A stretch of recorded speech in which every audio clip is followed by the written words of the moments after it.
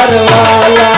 हम है लड़का गोरे बाजार वाला, हम है लड़का गोरे गोरी बाजार वाला, गोरी बाजार वाला।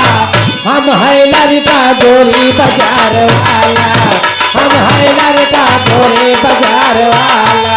वही बजरिया मकियाला बिकत है, वही बजरिया केला बिकत है, वही बजरिया माँ केला बिकत है। छील के का तुम हवा में डाला।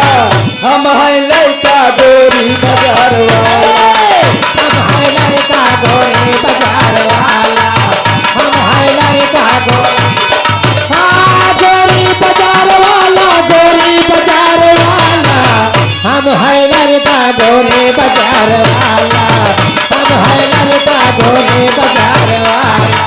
वही बजरिया में समोसा बिकत है, वही बजरिया समोसा बिकत है, वही बजरिया समोसा बिकत है।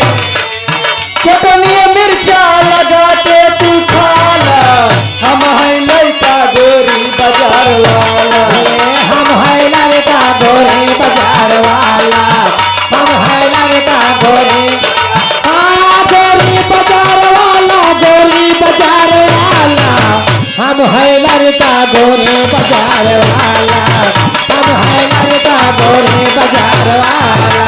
वही बजरिया में फुलकी बिकत है, वही बजरिया में फुलकी बिकत है, वही बजरिया में फुलकी बिकत है। गप से का तू मुहरा में डाला। हम है लड़का गोरी बाजार वाला, हम है लड़का गोरी बाजार वाला, हम है लड़का गोरी गोरी बाजार वाला। गोरी बाजार वाला, गोरी बाजार वाला। हम है लड़का गोरी बाजार वाला, हम है लड़का गोरी बाजार वाला। वही बजरिया में लौंडा बहुत है, वही बजरिया में लौंडा बहुत है, वही बजरिया माँ लौंडा बहुत है।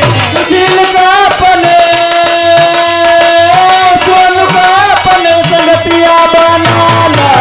हम है लड़का गोरी बाजार वाला, हम है लड़का गोरे बाजार वाला, हम है लड़का गोरी गोरी बाजार वाला। गोरी बाजार वाला, गोरी बाजार वाला। हम है लड़का गोरी बाजार वाला, हम है लड़का गोरी बाजार वाला, हम है लड़का गोरे बाजार वाला, हम है लड़का गोरे